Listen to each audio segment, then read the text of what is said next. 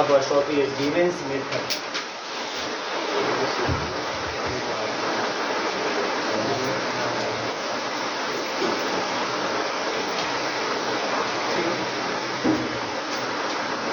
देखिए इसमें Givens method में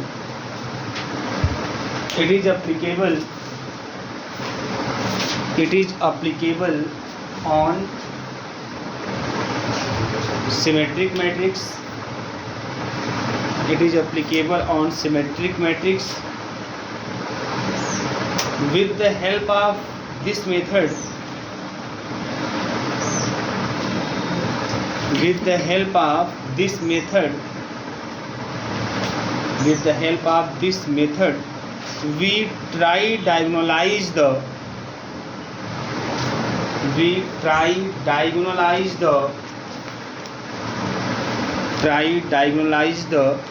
given symmetric matrix.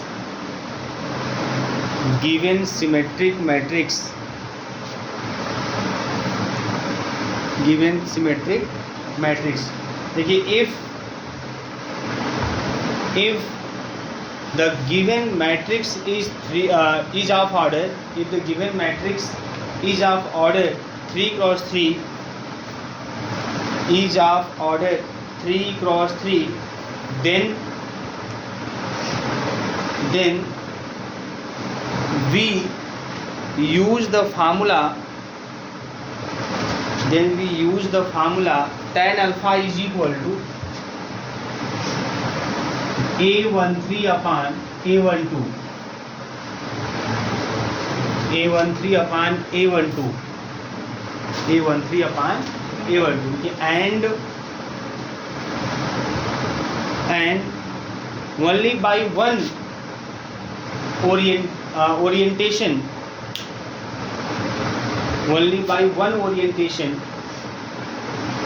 that is by one step,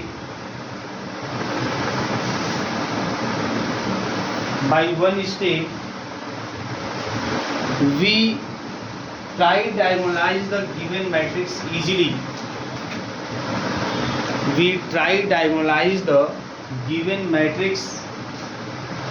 easily.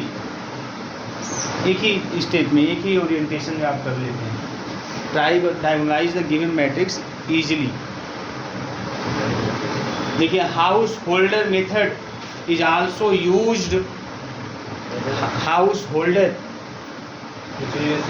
HOUSE householder method is also used for tridiagonalize the given symmetric matrix. इसका वही काम है जो गिवेंस मेथड का काम है, वही हाउसहोल्डर का भी काम है. Tridiagonalize the given symmetric matrix.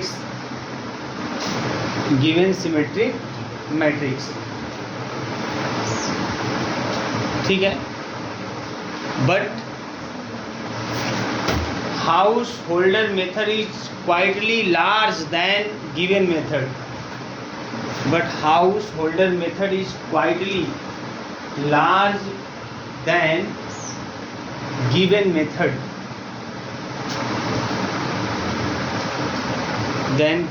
मतलब ये हुआ साफ कि अगर आपको किसी मेथड को ट्राइडायगोनलाइज करना है तो आपके पास दो तरीके हैं. आपके पास गिवन मेथड है और आपके पास जो है हाउसहोल्डर मेथड है. तो आप यूज किसका करेंगे? आप गिवन मेथड का ही यूज करिएगा, ठीक है ना. हाउसहोल्डर मेथड थोड़ा सा लेंदी प्रोसेस है, तो चूँकि यहाँ पे तो एकदम नहीं करने जाओगे क्योंकि आपको MCQ वाला है ना. जब रिटन एग्ज़ाम होते हैं तो वहाँ पे हाउसहोल्डर मेथड पे भी हम लोग प्रैक्टिस करते हैं. इसलिए करते हैं क्योंकि कभी कोई रिटन एग्ज़ाम में साफ लिख के दे देता है कि आपको ट्राइडायगोनलाइज करना है, वो भी हाउसहोल्डर मेथड से ही करना है, तो फिर आपको करना ही पड़ता है, ठीक है. बट MCQ में ऐसा नहीं होता कि आपको ये बोलता है कि नहीं आप हाउसहोल्डर मेथड से ही पता करके बताइए कौन सा ऑप्शन सही है ना. वो तो कोई मतलब नहीं है, आप किसी भी तरीके से पता करके बता सकते हो. इसलिए हम बता दें, है ना. तो इसलिए हम लोग जो है गिवन मेथड का ही इस्तेमाल करेंगे और यही सीखेंगे, हम हाउसहोल्डर की तरफ नहीं जाएंगे, ठीक. अब ध्यान दीजिए यहाँ पे. अब ये ट्राइडायगोनलाइज का मतलब क्या होता है? किसी मैट्रिक्स को डायगोनलाइज करने का मतलब होता है कि अगर 3 क्रॉस 3 का मैट्रिक्स है तो उसके डायगोनल के एलिमेंट को छोड़कर और सबको जीरो कर देना होता है। रुक जाओ जी।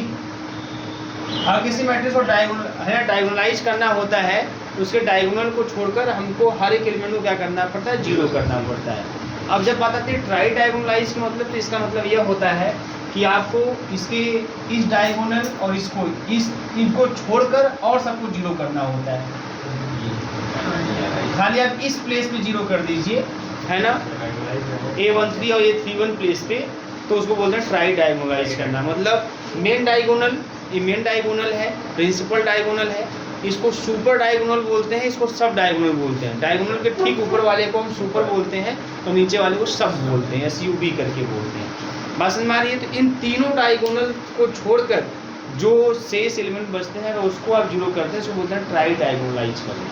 ठीक है ना, ये होता है ट्राई डायगोनलाइज। मतलब जब भी किसी मैट्रिक्स को ट्राई डायगोनलाइज करने के लिए बोले तो खाली आपको यहाँ और यहाँ पे जीरो करने की कोशिश करनी है, और जब डायगोनलाइज करने की बात करता है तो खाली इसको छोड़कर सबको जीरो करने की कोशिश करनी है। ये होता है ट्राई डायगोनलाइज का मतलब। क्योंकि देखो यहाँ पे जो 3 क्रॉस 3 का है आपका मैट्रिक्स, उसमें जो जीरो करना है कहाँ पे करना है, A13 या A31 के प्लेस पर। इसीलिए यहाँ पे कोई जनरल फार्मूला नहीं, यहाँ पे स्पेशल फार्मूला लिखा गया आपके सामने। जनरल फार्मूला नहीं, स्पेशली फार्मूला लिखा गया है कि, है ना, वो AIJ इस टर्म में कुछ नहीं लिखा गया है। क्यों? क्योंकि यहाँ पर हमको 3 क्रॉस 3 ही पढ़ना है। मैं बता दूँ आपको एक्चुअल में 3 क्रॉस 3 ही पढ़ना है। अब जब 3 क्रॉस 3 ही पढ़ना है तो वहाँ पे एक ही ऐसा एलिमेंट है जिसको जीरो करना है। अगर 4 क्रॉस 4 होता तो और भी एलिमेंट आपको मिलते जीरो करने के लिए, तो उसका पोजीशन A13 के अलावा और भी हो सकता है। तो ऐसी स्थिति में फार्मूला आपका चेंज कर जाएगा। लेकिन यहाँ पर क्या है, यहाँ पे फिक्स है कि 3 क्रॉस 3 का मैट्रिक्स है तो केवल एक ही प्लेस ऐसा है A13 या A31, है ना, जिसको जीरो करना है। तो इसलिए स्पेशली यही फार्मूला आप डायरेक्टली यूज करेंगे, काम खत्म करेंगे। ठीक है, A13 या A31 ऊपर, नीचे A12, ठीक है, नीचे A12, ठीक है। ये स्पेशल है ना, एक्चुअल में जनरल फार्मूला ये नहीं है। जनरल फार्मूला तो जो होगा वो 4 क्रॉस 4, 5 क्रॉस 5 सबके लिए होगा, बट लेकिन आपका जो सिलेबस है ना, ये केवल 3 क्रॉस 3 के लिए है। ठीक है, मतलब 100% आपको जो क्वेश्चन आएगा वो 3 क्रॉस 3 का ही आएगा, इसमें कोई डाउट नहीं है। 2 क्रॉस 2 में पॉसिबल ही नहीं है। पसंद में आई ना, 2 क्रॉस 2 में आपको ऐसे डायगोनल वाली कोई बात विशेष आने वाली ही नहीं है। ठीक है, वो खाली एलिमेंट बच जाएगा आपका इस तरीके से। चलिए हम स्टार्ट करते हैं, क्वेश्चन लेते हैं और डायरेक्टली। अच्छा, अब इसमें इसका प्रोसेस क्या है? प्रोसेस वही है सेम जैसे आपने पिछला जैकोबीज मेथड यूज़ किया है। यहाँ भी हम एक ऑर्थोगोनल मैट्रिक्स लेंगे, ठीक है, यहाँ भी एक ऑर्थोगोनल मैट्रिक्स लेंगे और वही काम, उसका इन्वर्स निकालेंगे और उसके इन्वर्स को उस मैट्रिक्स से मल्टीप्लाई करके फिर उस मैट्रिक्स से मल्टीप्लाई करेंगे, है ना, उस ऑर्थोगोनल मैट्रिक्स से, और मल्टीप्लाई करेंगे, आपका ऑटोमेटिकली, है ना, आपको ट्राई डायगोनलाइज फॉर्म मिल जाएगा। एक ही स्टेप में मिलेगा। सबसे अच्छी खासियत यह है, सबसे अच्छा फ़ायदा यह है कि 1 स्टेप। जैकोबीज मेथड में आपने देखा था आपको डायगोनलाइज करना था, वहाँ पे भी डायगोनलाइज करना था, है ना, लेकिन वहाँ पे हो सकता था कि मोर देन 1 स्टेप भी हमको लगता था। जो मैंने एग्जांपल लिया था उसमें 2 स्टेप में हम लोगों को मिला था। एक ही भी स्टेप में मिल जाएगा, कोई बड़ी बात नहीं है, लेकिन 2 स्टेप में भी मिल सकते हैं, 3 स्टेप में भी मिल सकते हैं, लेकिन यहाँ पे ऐसा नहीं है। यहाँ पे आपको एक ही स्टेप में डायरेक्ट आपको मिल जाएगा। लेकिन एक चीज़ है कि जैकोबीज मेथड में हमें मैट्रिक्स का पूरा आइगन वैल्यू पता चल जाता है ना, कि कितने कौन कौन आइगन वैल्यू होंगे और पूरे आइगन वेक्टर भी पता चल जाते हैं। लेकिन इसमें ऐसा कुछ नहीं होता है, इसे पता नहीं चल पाता है कि इस मैट्रिक्स का आइगन वैल्यू क्या है। आइगन, इसका खाली एक ही काम है, मैट्रिक्स को ट्राई डायगोनलाइज करना है। दिमाग में हमेशा रहे, एग्जाम में MCQ है तो हो सकता है आपसे बोल दे कि गिवन मेथड से संबंधित कोई क्वेश्चन बोल दे और बोल दे भाई कि किसके लिए यूज किया जाता है, तो आप ट्राई डायगोनल बस खोजेंगे, है ना, मैट्रिक्स को ट्राई डायगोनलाइज करने के लिए, और वही काम हाउस होल्डर मेथड का भी होता है। बात समझ में आ रही है? चलिए स्टार्ट करते हैं, क्वेश्चन लेते हैं और सॉल्व करते हैं। क्वेश्चन लिखिएगा।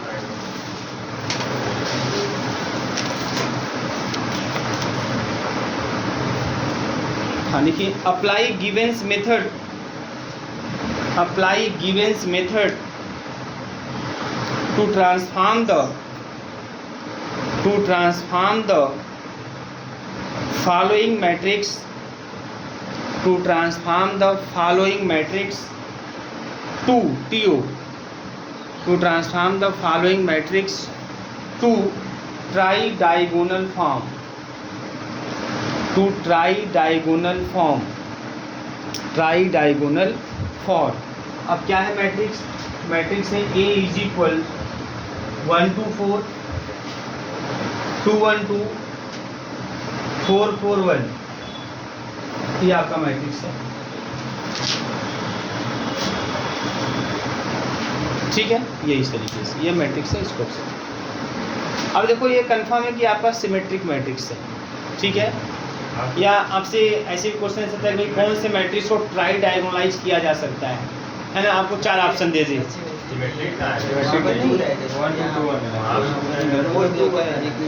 1 2 4 है,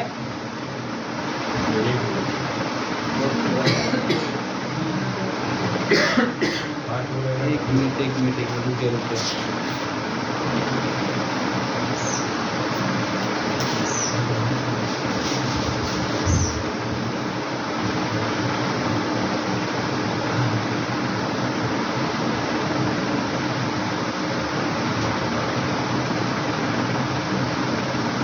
आपका वही काफ़ी नजर दे दिया इसको, क्या बना दें फिर बनाना चाहें तो 2 2 हो गया, 4 4 हो गया, मतलब जहाँ यहाँ पे आप 2 कर दी, यही ना, या तो फिर हैं वहाँ 2 दिया, हाँ यहाँ पे 2 कर दें या तो यहाँ पे 4 कर दें। ठीक है, चलो यहाँ पे 2 करके कंटिन्यू करते हैं, देखते हैं अभी क्वेश्चन में तो पता नहीं क्या है, 2 करके कंटिन्यू करते हैं। ठीक है, ये और मैं बता दूं आप लोगों को, ये जो गिवेंस मेथड और हाउस होल्डर मेथड है, दोनों जैकोबीज मेथड के ही मॉडिफाइड रूप हैं। ठीक है, कि वहाँ भी डायगोनलाइज करते हैं, यहाँ भी डायगोनलाइज करते हैं, बट यहाँ ट्राई डायगोनलाइज करते हैं, बस इतना ही बात। देखो ध्यान से, मैं मैंने ये ले लिया। अब जो क्या करना है यहाँ पे, अब यहाँ पर आपको किसको जीरो करना है, आपको ये तो मेन डायगोनल हो गया, ये सुपर हो गया, ये सब हो गया, आपको इस प्लेस पे जीरो करना है ना, मतलब A13 और A31 के प्लेस पे जीरो करना है। तो ये A13 यहाँ पे जो A13 है ना, या A31 है, ये आपका 4 है, ये आपका 4 है। ठीक है ना, इस तरीके से। अब देखो यहाँ से ध्यान देना आप लोग, अब करते क्या है यहाँ पे ऐसे केस में, अब यहाँ पर हम लेते हैं लेट ऑर्थोगोनल मैट्रिक्स। अब ऑर्थोगोनल मैट्रिक्स कौन सा लेंगे था, ध्यान दीजिएगा, ऑर्थोगोनल मैट्रिक्स।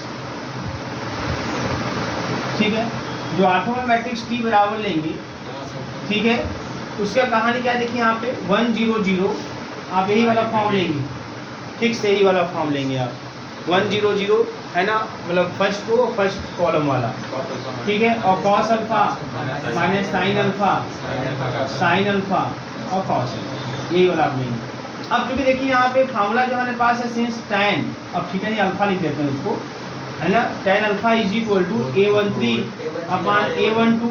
तो बेटा A13 क्या है, A13 आपका 4 है और A12 क्या है, 2 है। क्लियर है ना, तो ये कट जाए, कितना आ गया, 2 आ गया, 2/1 हो गया। अब जानते हैं tan theta is equal to जो होता है फार्मूला, वो होता है लंब, मतलब परपेंडिकुलर अपॉन बेस। तो यह इस तरीके से अगर मैं ट्रायंगल एक बना दूं यहाँ पे, तो ये आपका 2 हो गया, ये आपका 1 हो गया, ये एंगल हो गया थीटा। क्लियर है, ये अल्फा एंगल हो गया अल्फा, तो ये निकाल लेंगे, रूट में 5 आ जाएगा कि नहीं आ जाएगा। अब इस हिसाब से हमें साइन अल्फा मिल जाएगा, साइन अल्फा हो जाएगा आपका परपेंडिकुलर अपॉन हाइपोटेन्यूज 2/√5, और कास अल्फा हो जाएगा हमारा, है ना, बेस अपॉन हाइपोटेन्यूज मींस 1/√5। ये इस तरीके से हो गया। ठीक है, अब हमें t मिल जाएगा कुछ इस तरीके से, 10 t इज इक्वल टू, अब हमें t मिल जाएगा 1 0 0, है ना, 0, कॉस अल्फा मतलब 1/√5, है ना, और माइनस का साइन अल्फा मतलब -2/√5, और फिर उसके बाद आपका 0 और साइन अल्फा मतलब आपका 2/√5, और ये फिर आपका 1/√5। क्लियर है, ये आपको मिल जाएगा। नाउ अब हम लिखते हैं T इनवर्स AT, ये निकालते हैं। T इनवर्स मतलब इसका इनवर्स निकाल लीजिए भैया, 1 0 0 ट्रांसपोज इसका ले लीजिए। तो ट्रांसपोज लेना मतलब क्या होता है ना, यह प्लस हो जाएगा 2/√5, यह आपका माइनस हो जाएगा 2/√5, यही ना, यह 1/√5। और ये हमारा मैट्रिक्स जो है वो 1 2 4 है, और 2 1 2 है, और 4 2 1 है, ये हमारा मैट्रिक्स है। और फिर उसके बाद T मतलब यही 1 0 0 और 0 1/√5, और माइनस का 2/√5, और 0 2/√5 एंड 1/√5। चलो उसको मल्टीप्लाई कर लेते हैं, है ना, क्योंकि क्वेश्चन थोड़ा सा उल्टा तो मतलब चेंज किए हम लोग, तो हम उसको सॉल्व कर लेते हैं, बराबर सॉल्व कर लेते हैं। गुणा कीजिए रो बाई कॉलम, फर्स्ट रो को फर्स्ट कॉलम में करेंगे 1 आएगा, फर्स्ट रो को सेकंड कॉलम में करेंगे तब 2 आएगा, फर्स्ट रो को थर्ड कॉलम में करेंगे 4 आएगा, है ना। अब सेकंड रो को फर्स्ट कॉलम में करेंगे तो 2/√5 और 4 2 जा 8/√5, मतलब 10/√5। बोलो बताइएगा आप लोग, ये 10/√5 हो जाएगा। फिर सेकंड रो को सेकंड कॉलम में करेंगे तो 1/√5 और 5/√5 हो जाएगा। सेकंड रो को थर्ड कॉलम में करेंगे आप तो 2/√5 4/√5 हो जाएगा। फिर ऐसे ही थर्ड रो को फर्स्ट कॉलम में करेंगे तो माइनस का 4 और प्लस का 4 0 हो जाएगा, है ना। फिर थर्ड रो को देखिएगा, थर्ड रो को सेकंड कॉलम में करेंगे माइनस का 2/√5 और प्लस 2, ये भी 0 हो जाएगा। और थर्ड रो को थर्ड कॉलम में करेंगे माइनस का 4/√5 और 1/√5 माइनस का 3/√5। बोलो मिला लीजिएगा भैया आप। और फिर देखिए 1 0 0 0 1/√5 और माइनस का 2/√5 और 0 और 2/√5 और 1/√5।